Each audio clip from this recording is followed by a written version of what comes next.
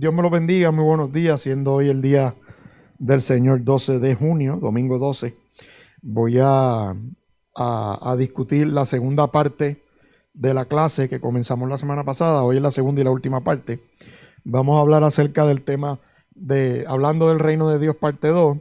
La semana pasada nos quedamos en que íbamos a hablar un poquito acerca de la teocracia y del reino de Dios. Yo siempre le digo, cualquier duda que usted pueda tener sobre el material ya cubierto, refiérase a los videos que están puestos en YouTube para que pueda entonces verificar las escrituras. Cuando hablamos de teocracia y el reino de Dios, la semana pasada definimos lo que era teocracia, así que hay varios pensamientos que debemos atender dentro de lo que es la teocracia y el reino de Dios, siendo el primero, pues obviamente que Dios gobierna, ¿verdad que sí? Y eso lo vemos en Daniel 2, 20 al 22. Esa escritura usted la puede anotar, está ahí, la anota, la busca, la lee después. Pero el profeta básicamente lo que dice que alabado sea el nombre de Dios por siempre y para siempre, porque a él pertenecen toda la sabiduría y todo el poder. Él controla el curso de los sucesos del mundo, él quita reyes y pone otros reyes, él da sabiduría a los sabios y conocimiento a los estudiosos. Él revela cosas profundas y misteriosas y conoce lo que se oculta en la oscuridad, aunque él está rodeado de luz.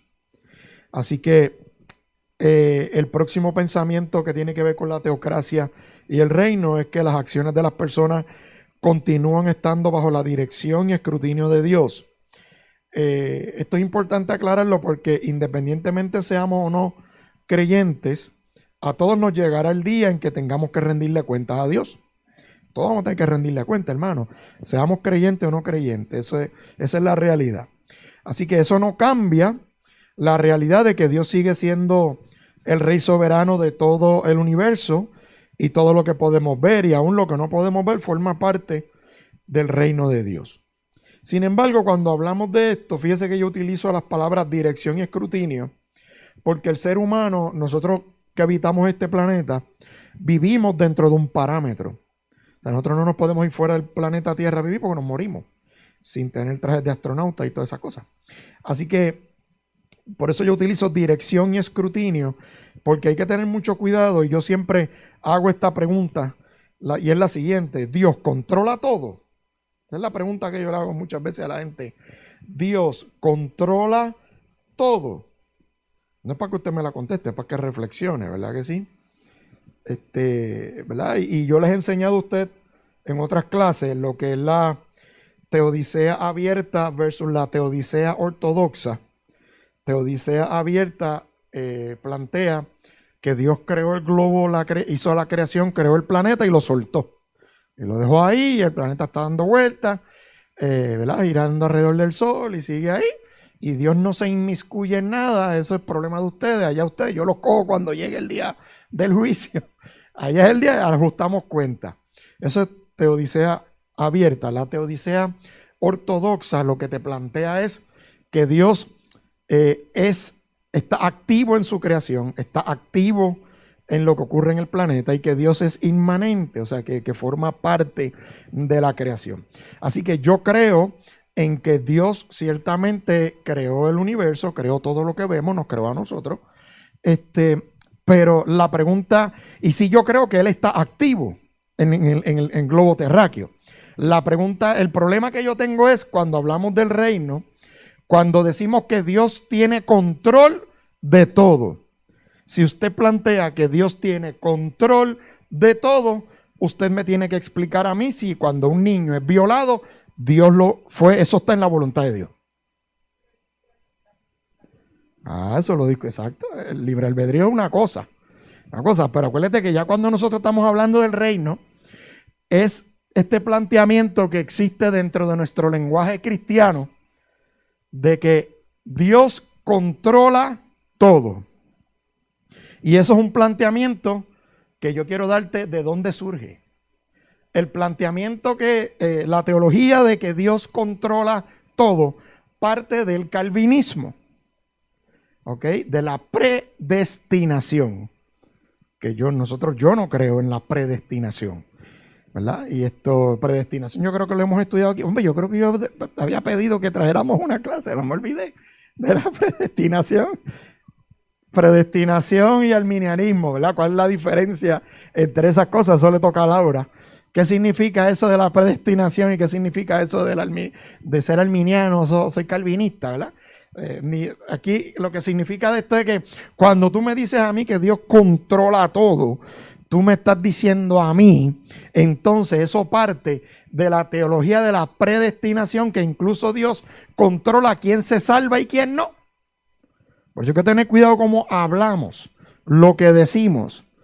Que Dios ejerce su soberanía sobre la creación, sí, pero lo que dijo la hermana ahorita, ¿dónde está nuestra responsabilidad? ¿Verdad que sí? Y esto es un aspecto bien importante cuando hablamos del reino. Por eso dije dirección y escrutinio, porque sí hay dirección cuando usted se acerca a Dios para buscar dirección. Si el hombre no se acerca a Dios para buscar dirección, Dios no va a imponerte su dirección. Ahí es donde está nuestra responsabilidad individual. ¿Verdad que sí? Nuestra responsabilidad para con Dios. Así que eso nos lleva también hablando del tema de la voluntad. ¿Cuántos de nosotros hemos escuchado la perfecta voluntad de Dios? Inclusive eso está bien arraigado dentro de nuestra lengua, de nuestras oraciones. Hasta a veces yo me he escuchado hablando así, ¿verdad? Porque son tantos años que nos enseñaron que la voluntad perfecta de Dios, y nosotros a veces oramos, Señor, que se haga tu voluntad perfecta. Y yo me pregunto, ¿cuándo la voluntad de Dios no ha sido perfecta? Porque Dios no tiene más de una voluntad, Dios tiene una. ¿Cuántos de ustedes han escuchado el concepto la voluntad permisible de Dios? Es otro disparate. Eso no hace ningún sentido. O sea, que hay unas voluntades ¿qué significa esto de la voluntad permisible? Mire, hermano, Dios tiene una sola voluntad. That's it. No es ni perfecta. No, usted no tiene que orar para que Dios haga la perfecta voluntad, porque cuando Dios ejerce su voluntad es perfecta. Por lo tanto, eso de palabra perfecta voluntad es un disparate. Eso es una cosa que nos hemos inventado los evangélicos para tratar de explicar cosas y meter. Eso es gente que no estudia, que no sabe, que se mete en inventar y a tratar de dar respuesta en cosas que no tienen conocimiento y que no pueden. La voluntad permisiva, permisible. Vino un títere y violó a una mujer cristiana. Va a buscar a esa mujer consejería. No, eso está en la voluntad permisible. Claro, papi, porque a ti no fue que te violaron. Pues claro. El marido le da un golpe a la mujer. Ah, no, eso la voluntad de Dios es esa. Que el marido abuse de palabras, de acciones, de golpes contra su esposa o viceversa, porque no podemos estigmatizar, porque hoy en día hay muchos varones que son víctimas, ¿verdad? De ¿cómo se llama eso? Violencia doméstica. Por darte ejemplo, ahorita te hablé de un niño que fue violado. O sea, ¿de qué estamos hablando? Eso está en la voluntad de Dios. Que se le pegue a un hombre o que una mujer le pegue al hombre o que el hombre le pegue a la mujer. Eso no está, hermano, no me da con esos cuentos de vieja a mí, como decía Pablo, porque yo no creo en eso. No me venga con eso en embeleco. Eso no tiene nada que ver con la voluntad. Esa es la continua perseverancia del ser humano de atribuirle a Dios cosas que son nuestra responsabilidad. Mire, usted sabe que yo que toda la vida me he pasado monitoreando las noticias de crimen y todas esas cosas. Y entonces usted escucha historias de delincuentes yo recuerdo un hombre que hace unos cuantos años atrás, poco antes de la pandemia, mató creo que a su mamá y a sus hermanos, algo así. Y después fue cuando lo arrestaron. No, Satanás me habló y me dijo que lo matara. Ah, no, el diablo ¿qué te va a decir el diablo? Que lo abrace. No, esa es culpa del diablo, no es culpa tuya. O sea, cuando estamos hablando del reino de Dios hay que tener mucho cuidado porque no hay dos voluntades. ¿Ok? Y perdónenme los que me escuchan, a lo mejor gente se va a enojar conmigo por las redes. Sobre todo mis amados hermanos que creen en la predestinación, pero yo no creo, es que yo hace un tiempo atrás, yo estaba guiando para mi trabajo y a mí me gusta escuchar, yo escucho clases, escucho cosas. No me gusta mucho la música, pero escucho mayormente enseñanzas, clases, temas teológicos, exegéticos, hermenéuticos. A mí me encanta todo eso. Y estaba yo escuchando un pastor que yo respeto mucho y tiene todavía mi respeto. Y él estaba tratando de abordar ese tema. Y él decía, no, todo lo que ocurre en la creación, todo es controlado por Dios. Todo es controlado por Dios. Entonces yo seguida me fui al viaje del huracán María. Entonces yo dije, ajá, entonces Dios nos raspó un huracán así porque Él quiso. Entonces yo me fui a pensar en todos los casos que yo he visto y las noticias y digo, o sea que esta situación de un niño que es víctima de maltrato, de abuso, todo eso eso es lo que Dios quiere que pase. Entonces la gente se enreda. Y esto es tan sencillo como cuando nosotros entendemos que Dios gobierna su creación, pero dentro de la creación nos ha dado un espacio. ¿O no es verdad que Dios puso al hombre y a la mujer en el jardín? Vámonos al principio, que allá abajo es que está la respuesta. No es en el siglo XXI, es para atrás que hay que darle para entender la respuesta de lo que cómo nos comportamos ahora. Cómo Dios en su misericordia, en su soberanía, puso al hombre y a la mujer. ¿Para qué? ¿Para qué? Para que administraran. ¿Quién fue el que le dio entrada a la maldición y al pecado a la tierra? El hombre y la mujer, los dos. Porque Dios nos dio ¿qué? Opciones. Yo planto aquí, este terreno es mío. Aquí el que gobierna y creó el universo soy yo. ¿Por qué decimos que Dios gobierna sobre el universo? ¿Usted puede violar las leyes de la física? No se puede. ¿Quién es el único que puede romper la ley de la física? El que la creó. Que es el que hace los milagros sobrenaturales. Eso es Él. Por lo tanto, Él gobierna sobre su creación. Pero eso no quiere decir que Él es el que te va a mandar un delincuente para que te mate, que te haga daño. Eso es absurdo. ¿Verdad? Y eso es otro tema bien fascinante que tiene que ver con la teología del mal, que no me voy a meter ahí hoy. Pero otro día me dan un espacio más adelante en el año. Yo les digo cuándo, no todavía, porque estoy muy jurado en la universidad. Más adelante podemos traer una clase de la teología del mal. A mí me encanta ese tema. Porque está el disparatero que hace, no se lo diga a nadie, el disparatero por ahí que se orilla en las redes hablando de la teología del mal. Así que Dios opera como juez, legislador y rey. En Isaías te lo dice, Dios, el Señor es nuestro juez, nuestro legislador, nuestro rey. Él cuidará de nosotros y nos salvará. Ah, pastor, ¿qué fue? Que Dios no nos salvó en el huracán. Miren, no seamos cabezones. Isaías lo que está haciendo referencia a la salvación que venía años después. Acuérdense que todos los profetas del Antiguo Testamento, ¿cuál era la línea de su prédica? Cristo. Si usted estudia a todos los profetas del Antiguo Testamento, usted se va a dar cuenta que todos aportaban al diseño de la llegada del Mesías. Seguimos. Así que la teocracia tiene gran relevancia en dos fundamentos asociados con el reino. Número uno, la teología del pacto y la escatología, ¿verdad que sí? Así que como vamos a ver ya mismito, Dios administra su creación a través de los pactos. Y te voy a dar una introducción bien livianita, bien rápida de los pactos. Y cuando hablamos de escatología, acuérdate lo que yo te he enseñado, que la escatología tiene que ver con dos vertientes. La escatología individual, que es qué pasa conmigo después de la muerte, y la escatología general o anteposhistórica, que es qué pasa con el universo y la creación. Y de las dos cosas hay respuesta en la Biblia. Todos sabemos lo que le va a pasar a la creación. Y cuando te hablo también de que Dios es el que gobierna, ¿usted se cree que va a llegar un meteoro, como dice la ciencia? Que puede venir un meteorito del tamaño de yo no sé qué, chocar contra la tierra y acabar la humanidad. ¿Eso lo va a permitir Dios? Aquí no nos va a tocar ninguna piedra universal, ningún meteoro, hasta el día que dice la Biblia que los cielos y las estrellas caigan del cielo. Ya está. No antes. Así que deje de estar viendo el Discovery Channel y asustado y viendo que no sabe si va a venir un peñón volador a caerle a la tierra. Porque hay gente que hasta en eso se atribulan. Yo digo, pues gente se asusta por eso y no leen la... Hermano, por favor. Ahí es cuando hablamos de que Dios gobierna. Porque ya Dios dijo cómo va a terminar el universo. Y como ya Él lo dijo, yo no me tengo que asustar por lo que diga la ciencia. De que si un meteoro pasó raspando, pues pasó raspando. Pues no le dio. Y no le va a dar. No le va a dar por ahora. Porque en su momento Dios hará con la creación lo que Él dijo que iba a hacer. ¿Verdad que sí? Y si quiere averiguar más, estudia Apocalipsis. Así que ¿Qué más tenemos por aquí? Vamos a verme más rápido. ¿Esto cambió?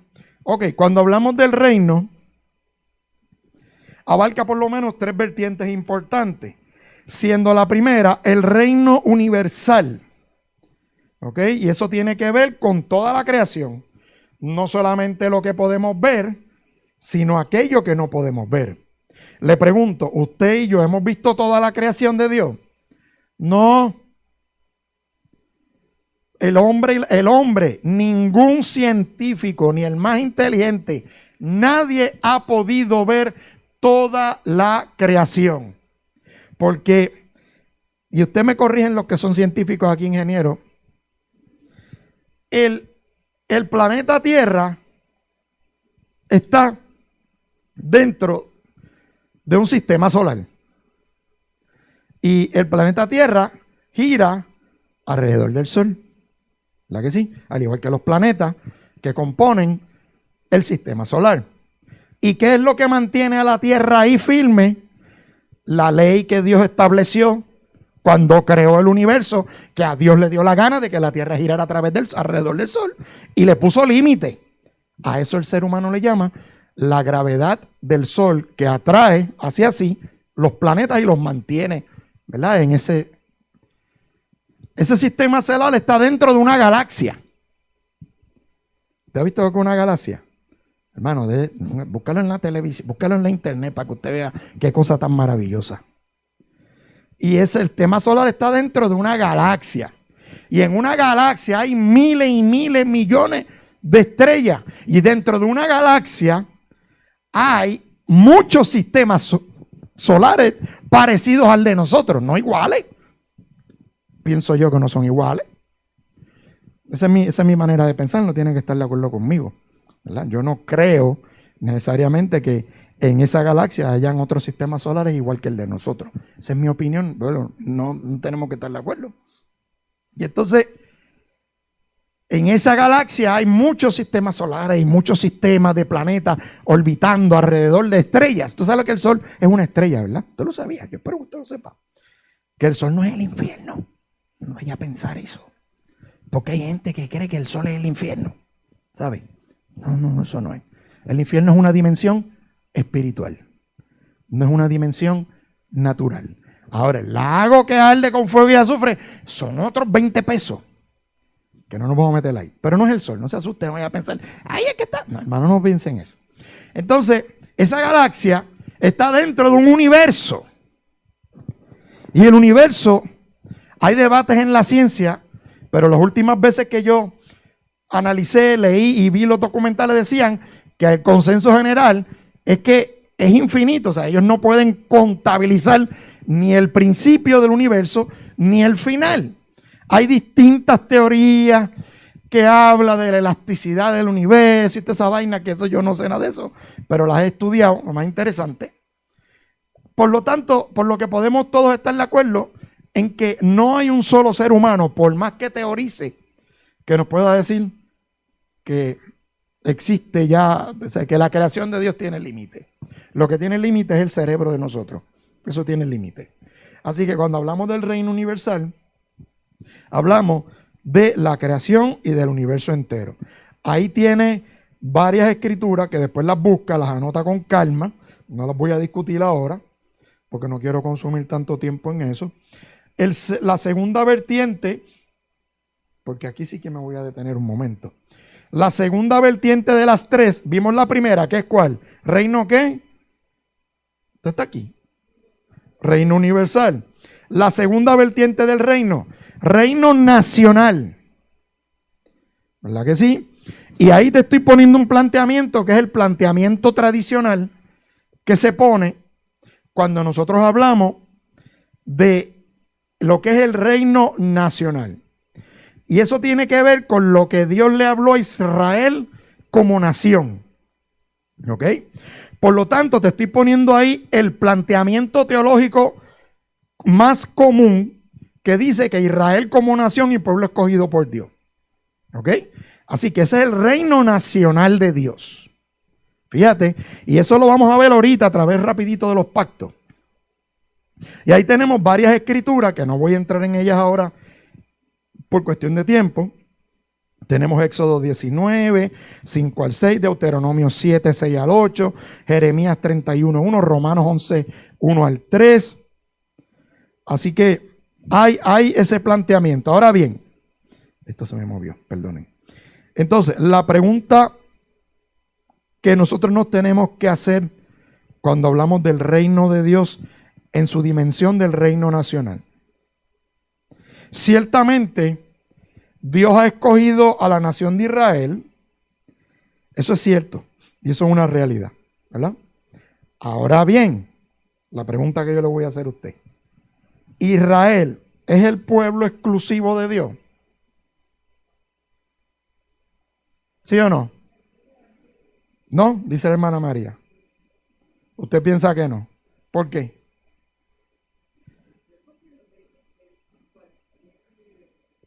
Lugar del mundo, hay gente que hace la voluntad de Jehová. O sea, que no necesariamente tiene que ser ellos. Quizás los escogió en ese momento, pero yo he visto gente que tiene una fe y una cosa increíble. Muy bien, o sea que ¿alguien más está de acuerdo con ese planteamiento? Israel es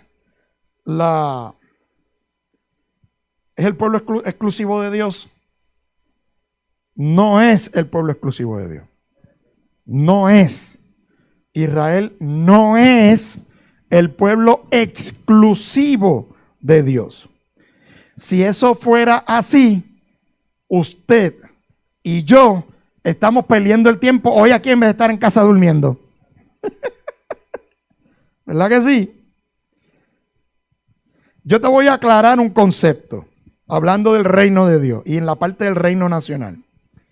Israel y su etnia judía, o sea, los judíos, e Israel como nación, son la nación geográfica escogida por Dios. ¿Ok? Geográfica. Pero la iglesia es el pueblo y la nación adquirida por Dios.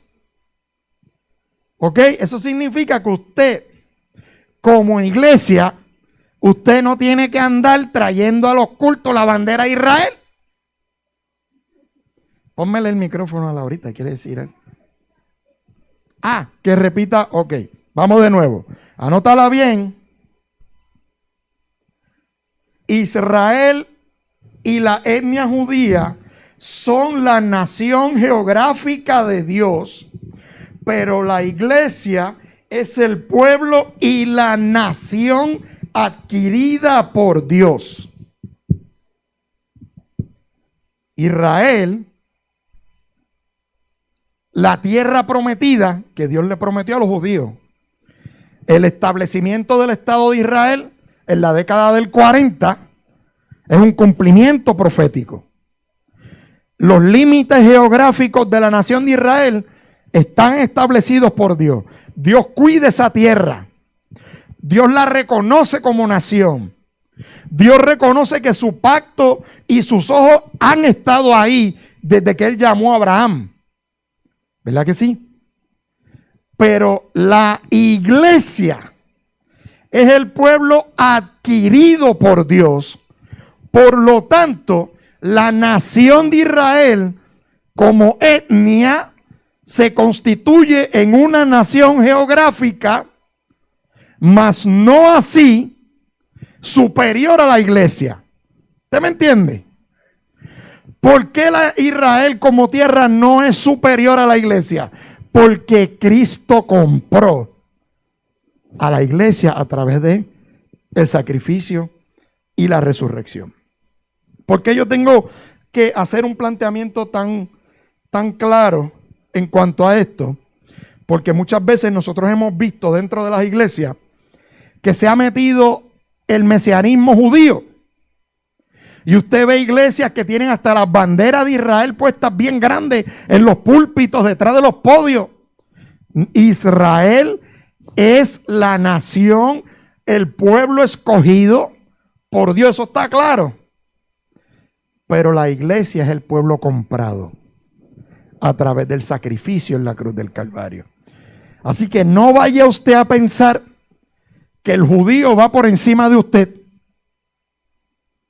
Ni vaya usted a pensar que como parte de su culto a Dios, usted tiene que venerar, adorar o de alguna manera exaltar a la nación de Israel como lugar geográfico, porque a quien usted tiene que adorar es a Dios. Israel no va por encima de usted, ni usted va por encima de Israel. Y la palabra dice que oremos por la nación de Israel. Hay que bendecir a la nación de Israel. ¿Por qué? Porque ese fue el pueblo que Dios llamó desde el principio. Usted no tiene que observar la fiesta judía. Usted no se tiene que vestir como judío. Usted no tiene que hablar como judío. Usted no tiene que cantar como judío. Usted no tiene que hacer nada como hacen los judíos, porque usted y yo somos la iglesia. Mira lo que dice Efesios capítulo 2, versículo 14 al 17. Te lo voy a leer. Dice: pues Cristo mismo nos ha traído la paz. Él unió a judíos y a gentiles en un solo pueblo cuando por medio de su cuerpo en la cruz derribó el muro de hostilidad que nos separaba. Lo logró al poner fin al sistema de leyes, de mandamientos y ordenanzas. Hizo la paz entre judíos y gentiles al crear de los dos un grupo nuevo, al crear de los dos grupos un nuevo pueblo en él. Nuevo pueblo. Cristo reconcilió a ambos grupos con Dios en un solo cuerpo por medio de su muerte en la cruz, y la hostilidad que había entre nosotros quedó destruida. Cristo les trajo la buena noticia de paz, tanto a ustedes los gentiles que estaban lejos de él, como a los judíos que estaban cerca. Ahora todos podemos tener acceso al Padre por medio del mismo Espíritu Santo, gracias a lo que Cristo hizo por nosotros. Deje de pensar que la nación de Israel está por encima de la iglesia. Es más, yo he leído tratados teológicos que plantean, se va un poquito más allá, que la nación escogida en este tiempo no es Israel, sino es la iglesia.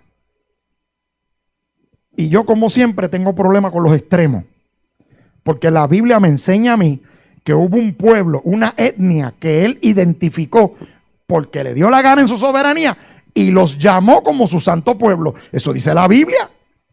Y Dios les prometió una tierra. Eso está claro en la Escritura. Que después del sacrificio en la cruz del Calvario, Cristo compró.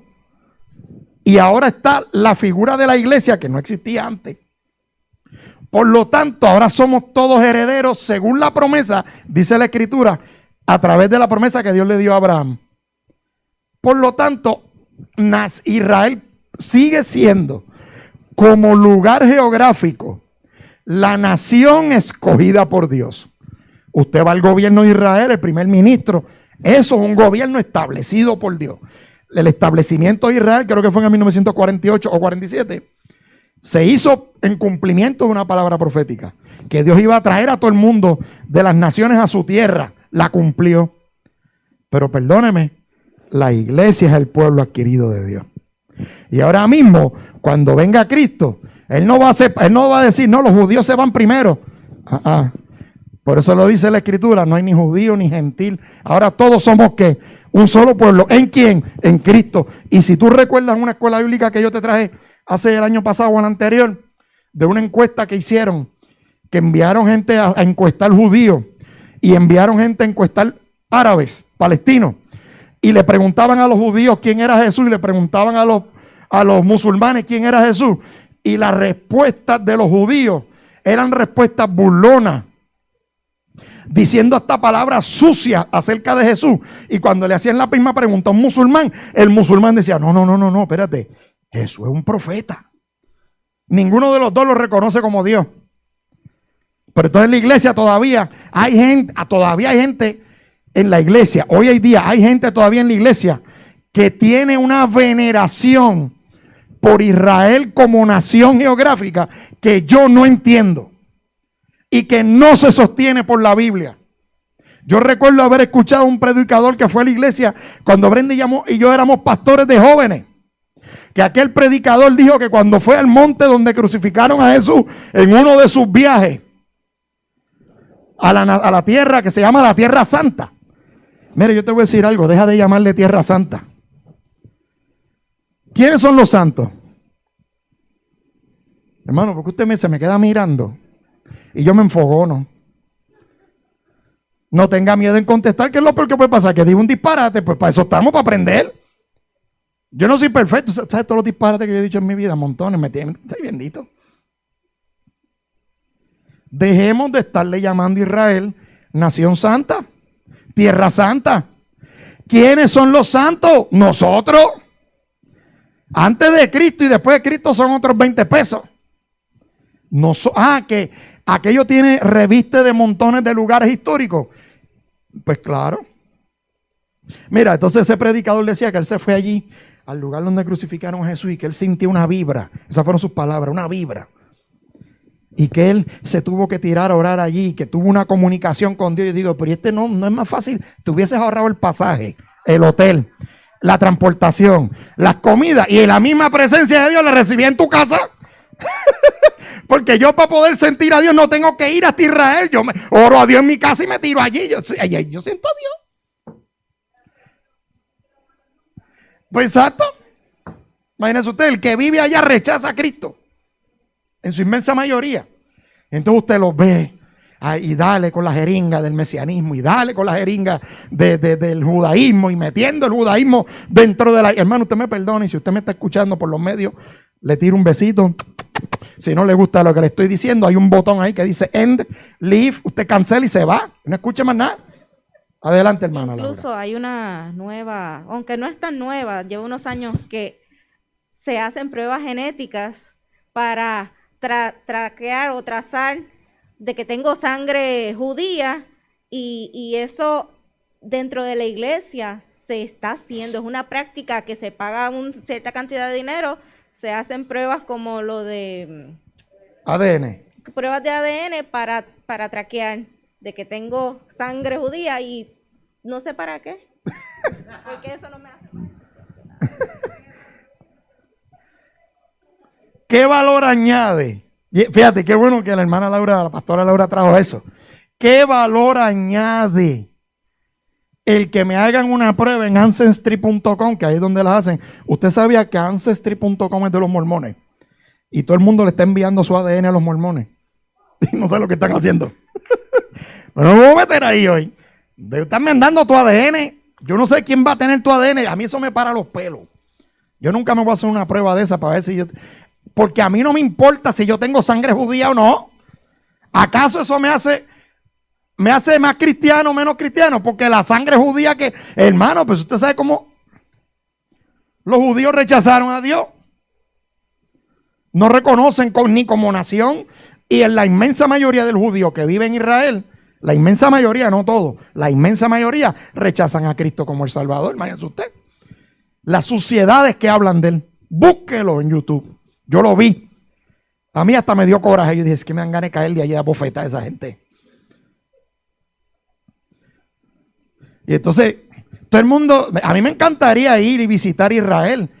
Pero entonces, mientras más estudio, me doy cuenta que hasta la gente va y visita la tumba de Jesús. Y hay gente que sale llorando. Yo no había pensado en eso. Ya él no está allí. Pero el planteamiento mío es que, ¿quién me garantiza que allí fue que lo enterraron? Si está probado que muchos de esos sitios Jesús ni anduvo ni estuvo allí. Esas son muchas cosas que hay, construcciones históricas que vienen bajando por tradición cuando la Iglesia Católica Romana se fundamentó en el imperio. Entonces hay que tener cuidado. Eso es un lugar histórico como ir al Morro.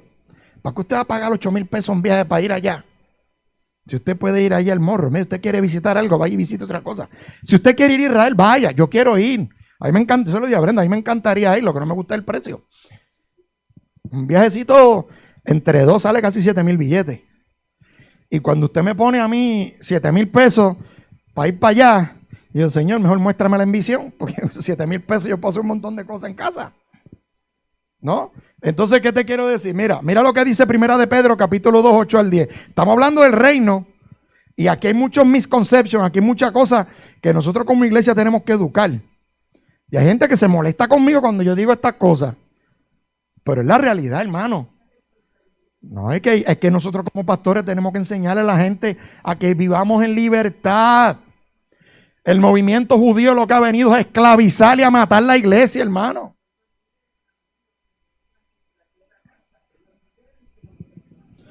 Entonces, pues uno entiende que es la responsabilidad de ellos y uno lo acepta, lo da por garantía. Eso es cierto lo que dice el pastor. Claro, claro.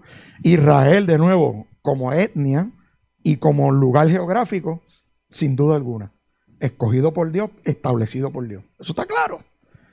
Pero Israel es la tierra santa. Esa es la pregunta que yo me hago. ¿Israel es la tierra santa? ¿O la tierra santa es la que pisan los pies de los misioneros? ¿O la tierra santa se puede constituir en tu casa? Lo que pasa es que hay gente que está hablando de Israel, la tierra santa, y la casa ¿qué? No es santo. El trabajo que no es santo. Lo que hace santo una tierra es la presencia del Dios vivo. Cristo fue, visitó, plantó allí lo que tenía que plantar, cumplió la voluntad de Dios al 100%, murió, resucitó y se fue a sentar y está sentado a la diestra del Padre. No veneremos cosas que Dios nunca nos llamó a venerar. De nuevo, hay historia importante, hay arqueología importante, hay una realidad bíblica importante, una certeza profética importante en Israel, que Israel tiene relevancia en los eventos futuros escatológicos. Sí, pero por eso yo voy a estar con la bandera de Israel en los hombros todo el tiempo ahora. Me voy a poner el copito en el melón, que me viene mal para las calvas, taparse uno aquí el melón. O ponerme el talit para orar. No, yo estoy hablando del reino. Y estamos hablando del reino nacional. Mira lo que dice Primera de Pedro, capítulo 2, 8 al 10. Dice, además, Él, en referencia a que Jesucristo, es la piedra que hace tropezar a muchos, la roca que los hace caer, en referencia a los fariseos, a los judíos. Tropiezan porque no obedecen la palabra de Dios y por eso se enfrentan con el destino que les fue preparado. Pero ustedes no son así porque son un pueblo elegido. Adivinen quién es el elegido. ¿Quién es el elegido? ¿Israel o la iglesia? La iglesia viene a constituirse pueblo elegido de Dios después que fue comprado a precio de sangre. ¿Ok? Déjame terminar la escritura, creo que el hermano tiene una pregunta. Te dice, usted no, pues son pueblo elegido, son sacerdotes del rey, una nación que santa. Fíjate lo que dice Primera de Pedro 2, 8 al 10. Una nación santa. ¿Quién es la nación santa? La iglesia. Posesión exclusiva de Dios. Por eso pueden mostrar a otros la bondad de Dios, pues Él los ha llamado a salir de la oscuridad y entrar en la luz maravillosa. Antes no tenían identidad como pueblo, ahora son pueblo de Dios. Antes no recibieron misericordia, ahora han recibido la misericordia de Dios. ¿Quién fue el primer apóstol que le predicó a los gentiles? ¿Pablo o Pedro? Rápido. ¿Ah?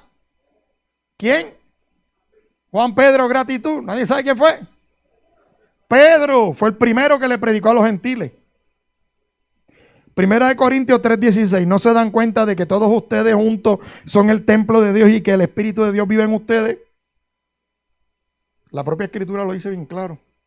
Así que como hablamos del reino, ese es el reino nacional, que es Israel como nación geográfica que fue escogida por Dios. Usted no tiene que adorar a nadie de Israel, ni se sienta que los judíos son más importantes que usted, ni permita que nadie venga a judaizarlo, ni permita que nadie venga a decirle que observe las fiestas, porque las fiestas que yo observo son las de Navidad, cuando voy a Guabate con la negrita, allá en Navidad, y usted sabe, allá hago canto el lechón allí. Si quieres esto lo puedes cortar para que la gente no se intimide. Ese pastor come lechón. Pues claro, ayer me metí una chuletita que estaba bien buena. Y hablamos del reino espiritual. Sí, porque es que las fiestas que yo observo son mi cumpleaños, el cumpleaños de Brenda, Navidad, yo observo Navidad, Acción de Gracia. Esas son las fiestas que yo observo. Yo no observo hermano, y a veces hasta se me olvidan hasta los nombres de la fiesta, y no es menospreciándola, ¿verdad? Pero eso es histórico, eso es historia, eso es historia. Reino espiritual. Y yo no sé por qué yo le estoy dando tan duro a esto y parece que hay alguien que me está escuchando que tiene que escuchar esto. Reino espiritual. Cuando hablamos de reino espiritual, Dios como rey soberano del mundo espiritual. Usted sabe que hay una dimensión espiritual que nosotros no podemos percibirla, ¿verdad? Jesús es Dios y nuestro Mesías prometido, quien vino a establecer el reino de Dios y a procurar la salvación de los perdidos. El reino de Dios también es una dimensión espiritual a través de la figura salvadora de Cristo. ¿Ok? Y hay muchas escrituras ahí que no necesariamente voy a meterme en todas. Así que, pero te voy a leer Mateo 4:17. A partir de entonces Jesús comenzó a predicar: arrepiéntanse de sus pecados y vuelvan a Dios, porque el reino del cielo está cerca. Y Jesús estaba confirmando lo que había dicho Juan el Bautista. El reino espiritual. Así que, 3 dimensiones del reino. ¿Cuál es la primera? ¿Reino qué? Universal, que trata del reino de Dios, que Él es el soberano de qué? De toda la creación. La que yo pueda ver, más la que no pueda ver. La segunda dimensión del reino de Dios. Reino nacional, que tiene que ver con qué? Con Israel como nación geográfica de Dios y pueblo que fue escogido desde el principio por Dios, la etnia judía. Digo que conste que cuando Dios escogió al pueblo a través de Abraham, no eran judíos todavía, pero eso es tema de otra clase. Okay, que conste, bastante impío que venía de ese pueblo, pero eso es otro tema. Así que etnia que se vino a constituir en la etnia judía, ese es el reino nacional. Y la tercera dimensión, ¿cuál es? Reino espiritual, que es Dios que maneja todo lo que tiene que ver con la parte espiritual. Y entonces, las características del reino de Dios. Tiene varias características. La primera es el eje central de la predicación de Jesús. Cuando usted se pone a analizar la prédica de Jesús, su inmensa mayoría, su teología principal es del reino, del establecimiento del reino en esas 3 dimensiones. No me pierda nunca de perspectiva las 3 dimensiones. Recuerde, cuando Jesús vino a la tierra, vino a confirmar el establecimiento universal del reino de Dios, porque Él es Dios y Él es el Mesías. Y el único que pudo alterar las leyes de la física fue Jesús. ¿O no es verdad? Mencióname una ley de la física que rompió Jesús, que no sea Laura ni ninguno de los líderes. Una ley de la física que rompió Jesús, rapidito. Cuando el que había muerto, Él lo resucitó. Eso es un milagro, ¿verdad que sí? Pero yo no creo que exista una ley de la física particular que aplique a un muerto. O sea, la ley natural es que estos cuerpos se degradan. Pero yo estoy buscando una ley de la física que Jesús rompió. Con los pescadores que tranquilizó el mar. Esa misma, ¿cuál? Que tranquilizó el mar. Sí. Eso habla del poder de Dios, pero no es una ley física tampoco. ¿Cuál fue la ley? Violó la ley de la gravedad. Todo lo que usted está diciendo está correcto. Eso habla del poder sobrenatural de Dios, de Jesús, porque Él es Dios. Pero la ley que Él violó fue ¿cuál? La de la gravedad. Porque cuando tú te paras en una superficie del agua, ¿qué va? ¿Para dónde tú vas? ¿Para abajo? A las millas. Por lo tanto, ¿quién fue el que rompió la ley de la gravedad? El único que podía hacerlo. El único. Porque es Dios. ¿Verdad que sí? Pues claro. Pero Pedro pudo caminar en el agua porque ¿quién estaba encima del agua? Jesús. Si Jesús no hubiese estado allí, Pedro, y contigo con eso, Pedro se fue para abajo cuando quitó su mirada. Pero quien caminó primero fue Jesús. Amén. Así que hablamos de que ese es el eje de la predicación de Jesús, no solamente con lo que decía, sino con lo que hacía. Dios es rey activo, Él es inmanente. ¿Te acuerdas lo que te dije ahorita de que Dios está presente y activo en la creación? ¿Verdad que sí? de todo el universo y en la historia humana. Número 3, el reino le pertenece solamente ¿a quién? A Dios. Hermano, y perdóname lo de la inmanencia de Dios, usted puede buscarlo en Mateo 6, 25 al 33. Búsquelo por ahí, no lo escribí ahí, perdóneme, pero se la voy a decir. Mateo 6, capítulo 6, versículos 25 al 33. Ahí hay una definición de inmanencia, que es cuando Jesús dice que no se afanen por las cosas, porque si Dios le suple comida a los animales y a los pajaritos, ¿cuánto más Dios le puede suplir a usted? Eso habla de la participación activa de Dios. Amén. Entonces, cuando hablamos de que el reino le pertenece solamente a Dios, estamos hablando de que Dios no comparte su gloria con nadie, mucho menos con los seres espirituales. Dios aborrece la idolatría y llama a la fidelidad. Eso usted lo encuentra en Éxodo 23 al 5 y Deuteronomio 4:24. Éxodo 23 al 5 y Deuteronomio 4:24. Si no le da brega anotarlo, regrese a la grabación y busca la escritura.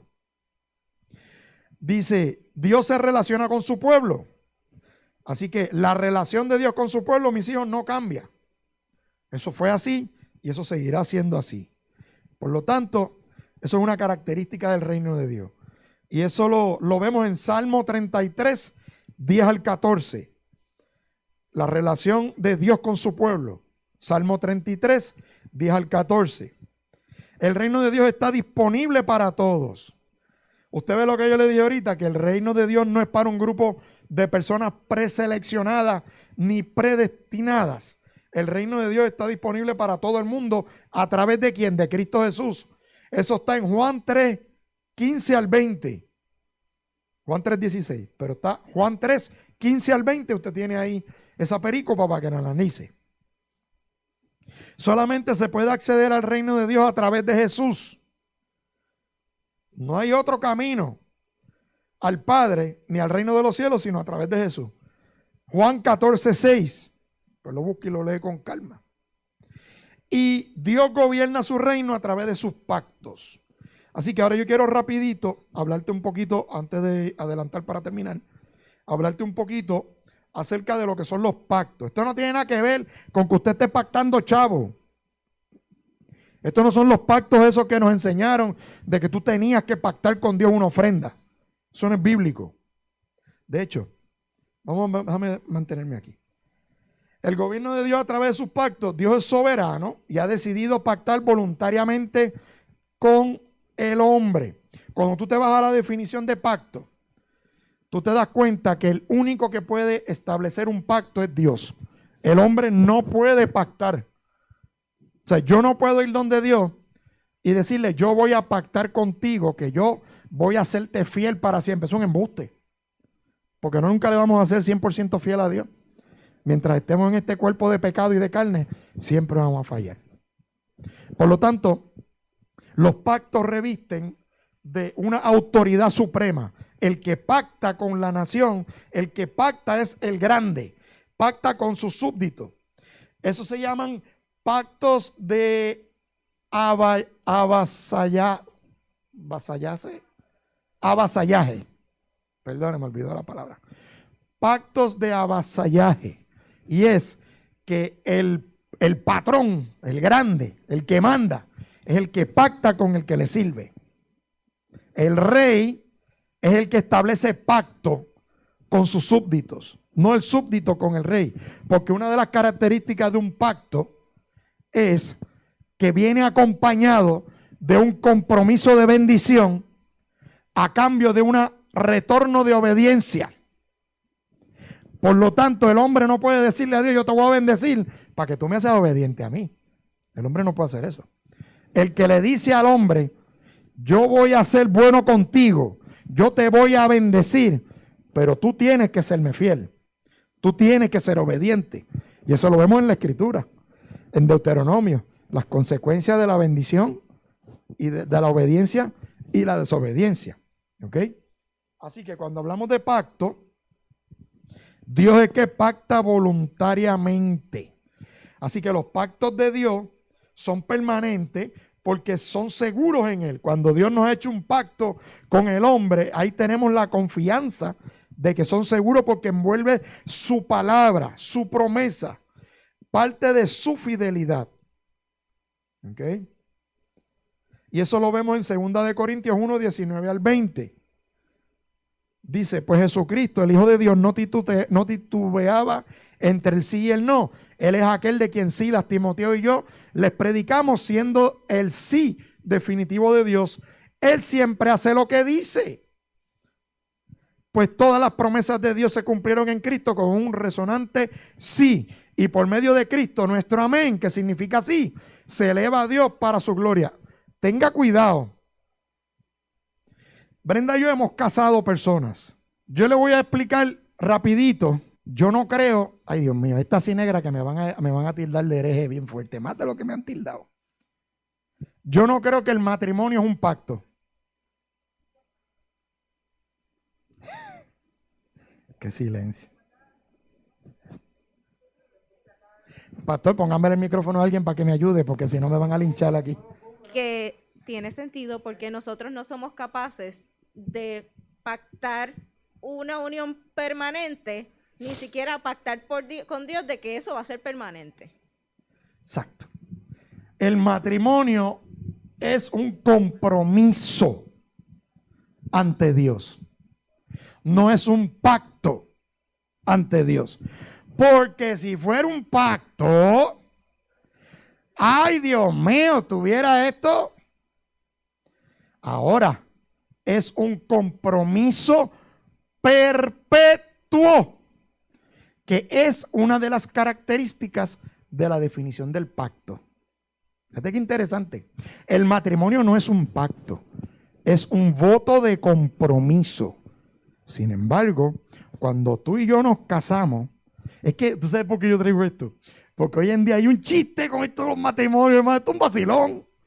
Esto es un vacilón lo que hay en las iglesias con los matrimonios. Un vacilón. Un vacilón. Pero un vacilón. La gente está como en los días de Noé. Se casaban, se daban en casamiento. Usted nunca se ha dado la tarea de estudiar esa palabra profética que decía Jesús, que como en los días de Noé, que la gente se casaban y se daban en casamiento. Porque Jesús hace la diferencia entre casar y darte en casamiento. Son dos cosas distintas. Dos cosas distintas. Sí. Qué chavienda. Tengo a Brenda ahí que me está mirando con esa mirada así. Esos ojos que me traspasan. Eso es que está pendiente que no zumbe yo algo aquí que no debo decir. ¿Ah? Son un chiste. Hoy en día la gente se divorcia, rompen el voto del compromiso. Yo te voy a decir una cosa, hermano, esto es un asunto serio. Allá arriba en el cielo hay un acta notarial, como un registro demográfico. Allá arriba. Porque la palabra dice que la única causa de divorcio es ¿qué? El adulterio. No hay más nada. Hay que tener cuidado porque hoy en día la gente se casan, se divorcian. Se casan, se divorcian. Hay que tener mucho cuidado con esos temas. Así que por eso te traigo ese tema, porque es un tema bien fácil de interpretar y de asociarlo con el tema de los pactos. Por eso es que el matrimonio no es un pacto, es un voto sagrado de compromiso delante de Dios. Entonces Dios nos mete en el registro demográfico ahí arriba y escribió hasta que la muerte los separe. Y lo selló. Hay dos causas de divorcio, hay dos causas de separación, la muerte o el adulterio, no hay más nada. That's it. Y el adulterio tiene unas implicaciones en su definición, porque la palabra adulterio no es solamente el que un hombre y una mujer cometan el pecado de adulterio, de acostarse con otra persona estando casados. Adulterio tiene otro meaning. Eso implica más una traición grave a la santidad y a la confianza de la relación matrimonial. Porque si usted me dice a mí que hay una relación de matrimonio de maltrato físico, como Brenda me ha contado casos, que llegan esas mujeres a donde los pastores buscando consejo, el pastor le dice, pues tienes que aguantar las pescozones. Si yo si yo escucho un pastor, yo le voy a dar un bofetón. Pastor, usted se lo tiene que aguantar. Entonces, darle 2 o 3 pescozones ahí, bam, bam, bam, bam, para que se los aguante. Así que no, pero ese no es el tema de hoy. Pero le traje ese ejemplo. Así que, ¿dónde me quedé? Soberano, sus pactos son de naturaleza divina y son permanentes. Son parte de la revelación progresiva de Dios y se recogen en 6. Aquí te voy a dar los 6 para que los anotes. Si no tengas prisa, si no los puedes anotar, los buscas de nuevo. Pero aquí entramos con los primeros 2, que son pactos universales. El pacto de Dios con Adán, que eso está en Génesis 2:3, 3:14, 15, y el pacto de Dios con Noé. Son 6. No te desesperes, tengo que ir un poquito más rápido, pero no te desesperes. Tranquilo, tranquila, que si lo bueno de esto es que desde tu celular tú puedes ver el slide otra vez y anotar la escritura. Así que Dios hizo un pacto con Adán. Y el pacto de Adán se conoce como el pacto de fundamentos. Y el pacto que Dios hizo con Noé se conoce como un pacto de estabilidad. ¿Ok? Pastor, ¿qué pacto hizo Dios con Noé? ¿Cuál fue el de Noé? Es bien fácil. ¿Cuál fue el pacto que Dios? ¿Cuál es el símbolo fácil del pacto de Dios con Noé? El arcoíris, que nos los han robado. Porque el arcoíris no es para pecar. Habla de la gracia y la misericordia de Dios. Vamos a ver los otros 3 pactos. El pacto de Dios con Abraham. Eso está en Génesis 12 y el 17. Esto se conoce como los pactos nacionales o de aplicación al pueblo escogido de Dios. ¿Se acuerda lo que le dije ahorita? Pacto como nación de Israel. Cuando Dios pactó con Abraham. El pacto de Dios con Moisés. ¿Cuál fue el pacto de Dios con Abraham? Deja tu casa, tu tierra y tu parentela a la tierra que te voy a mostrar porque te va a hacer multitudes, ¿verdad? Cuenta las estrellas, que muchas son. Si va a ser tu descendencia. Y Abraham no entendía lo que Dios le estaba diciendo. El pacto de Dios con Moisés. ¿Perdón? Sí, esos tienen que ver, estos 3 pactos tienen que ver con la tierra a donde Dios los iba a llevar. Y el pacto que Dios hizo con Moisés, que Dios sacó al pueblo de Dios ¿de dónde? De Egipto. ¿Para llevarlo a dónde? A Canaán, a la tierra prometida. ¿Verdad que sí? Y el pacto de Dios con Abraham se conoce como un pacto de promesa. El pacto de Dios con Moisés se conoce como un pacto de la ley, como el famoso pacto de la ley. Y el pacto de Dios con David, que está en 2 de Samuel 7 y Crónicas 6, 2 de Samuel 7, 8 y 16, se conoce como un pacto de reinado. ¿Cuál es la importancia de Dios del pacto de David? Que a diferencia del pacto de Abraham y el pacto de Moisés, Dios siempre se refirió de Abraham y de Moisés como la tierra al lugar de donde Dios los iba a llevar. El pacto de Dios con David lo distingue y lo caracteriza que ya David estaba en la tierra. Y el pacto que Dios hizo con David era anunciando el sacerdocio real que venía a través de David. ¿Y a quién se refería? ¿Quién vino a través del linaje de David? Jesucristo. Por lo tanto, se conoce como pactos nacionales. Sin embargo, el pacto de David es un pacto interesantísimo que se conoce como el pacto de reinado, porque no solamente habla en el contexto del reinado de David, cuando Dios le dice, a través de ti y de tu descendencia me vas a poder hacer casa, templo. Dios confirma la creación del templo, pero más importante que el templo, Dios le confirma a David su linaje, que a través de él vendrá uno que será un sacerdote y un rey perpetuo. Así que, y el pacto número 6, hermano, esto de la teología del pacto es bien interesante, porque cuando tú te pones a ver, uno aprende que así es como Dios administra el reino, como lo estamos viendo. Los pactos universales que Dios hizo con Adán, con Noé, impactaban a quien, al universo entero. a la creación, porque si usted se pone a estudiar el pacto que Dios hizo con Adán, Dios a Adán le prometió y a Eva, como cuando decretó juicio, Dios ya estaba profetizando que iba a restaurar la creación. ¿A través de quién? De Cristo. Pastor, pero si están esos leones comiéndose la gente a todo lo que da, ¿cómo que Dios ha restablecido la creación? La creación va a ser restablecida a través de Jesucristo el día que Jesucristo reine sobre la tierra, en calidad de rey físico, que se siente y gobierne sobre todas las naciones. Jesús no va a gobernar una tierra que está corrompida. Estudie la escatología para que usted vea.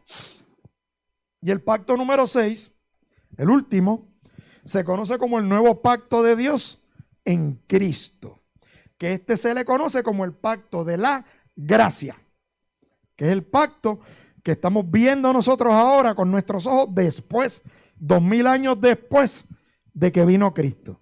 Porque usted no estuvo ni con Noé, si usted estuvo con Noé, o si usted estuvo con Abraham. Así que el nuevo pacto de Dios en Cristo, ese es el pacto de la gracia. Y si nosotros vemos, esto es un pacto de corte universal y es de un corte nacional también. Es fascinante. Así que lo invito a que después, ahí están las escrituras, después usted las mira con calma, estúdielas, siéntese y analice y estudie esto. Y Jesús como eje central del reino de Dios. Mira qué cosa maravillosa. El pacto de la gracia. ¿Qué implica ese pacto que tú y yo estamos viviendo ahora? Porque tú y yo estamos viviendo en la gracia. ¿Sí o no? ¿Sí? ¿Estás seguro? ¿Y cuándo dejó de tener Dios gracia? Los cogí ahí. Se le conoce como el pacto de la gracia. Pero tú y yo no estamos viviendo en la gracia. Porque la gracia y la misericordia, hermano, Dios hubiese reventado el planeta Tierra hace tiempo. Y no lo hizo. Porque por su gracia, Él levantó hombres como Abraham. Por su gracia y por su misericordia, Él levantó a Moisés. Por su gracia y por su misericordia, Él levantó a David. Por su gracia y por su misericordia, Él no destruyó la creación, sino que dijo, no, yo voy a enviar a mi Hijo para reconciliar la nación, la creación con Él. Por lo tanto, yo soy de los que pienso que la gracia de Dios como atributo siempre ha estado presente. Es más, Dios pudo o no pudo haber matado a Adán y Eva allí, así, ¡pum! Y ahí Dios pudo haberlos liquidado a los dos en el acto, como le pasó a Ananías y a Zafira cuando vinieron ante el apóstol Pedro. Sí, porque eso fue en el Nuevo Testamento. Ya Cristo había resucitado. Y eso a la gente se le olvida. Le mentiste al Espíritu Santo y quedaron muertos ahí. Que nunca se nos olvide, hermano, que Dios mató a dos en la gracia. ¿Ok? A dos, como mínimo. A dos. En el libro de los Hechos, léalo. Pero la gracia de Dios, yo soy de los que pienso que a mí no me gusta llamar este pacto número 6 como el pacto de la gracia, aunque se le conoce como el pacto de la gracia. Yo prefiero llamarlo el nuevo pacto. Cuando Dios decide pactar nuevamente con el hombre y dice, yo te voy a enviar uno que va a ser el redentor tuyo y que va a ser el que nos va a reconciliar, te va a reconciliar conmigo. Acuérdate lo que te enseñé en la clase anterior. Dios no envió a Jesús para liberarte del diablo. Dios envió a Jesús para reconciliarnos con Él. Dos cosas distintas. Así que como eje central del reino, Jesús es nuestro Salvador. Eso está en Hechos 4, 11 al 12. Nuestro Redentor. Primera de Timoteo 2, 5 al 6. ¿Usted sabe la diferencia entre Salvador y Redentor? ¿Alguna vez usted se ha preguntado eso? Si no, se la voy a explicar rapidito y tome nota si no haga referencia a la grabación. Salvación significa quitar o eliminar un peligro. ¿Ok? En este caso, Jesús nos salvó del peligro de la muerte eterna y del castigo que merecíamos por nuestros pecados. trata de una acción de salvar al hombre y a la mujer espiritualmente. ¿Ok? Eso es salvación, liberar del peligro. Redención significa pagar un precio por el rescate. ¿Ok? Imagínese que usted está caminando con un niño o con su pareja o su esposa o su esposo y de pronto salió de la casa del vecino un perro bien bravo y vino corriendo. Y usted cogió a su esposa o a su esposo y lo echó para atrás o le echó para atrás y se paró de frente al perro. ¿Qué usted hizo con esa persona? La salvó de un ataque del perro bravo. ¿Verdad que sí? Ahora imagínese que usted es dueño de un perro, se le escapa y el vecino lo coge y lo guarda. Y usted dice, allí está mi perro. Y usted va y le dice y el vecino está pidiendo una recompensa. Y usted va y le da, compra a través de la recompensa y se lleva de nuevo y lo libera del lugar donde el perro estaba metido. Lo tenía metido en una jaula ahí, toda cochina. Digo, esos son ejemplos bien simples, pero para que usted entienda la diferencia entre salvar y redimir. Hay que pagar un precio en la redención. Jesús nos redimió, o sea, Jesús pagó un precio por el rescate nuestro, produciendo liberación. Así que Jesús nos redimió del señorío del pecado y nos libera de las garras de la muerte mediante su sacrificio. Jesús es rey presente, y tenemos las escrituras ahí, porque Jesús reina, ¿verdad que sí? Y Jesús va a ser el rey futuro, según establece el libro de Apocalipsis. Ya yo terminé. ¿Alguien tiene? No hay duda. Los bendigo, les doy gracias por la oportunidad a los líderes de la escuela bíblica que me dieron de poder traer esta clase. Y que Dios me los bendiga, Dios me los guarde.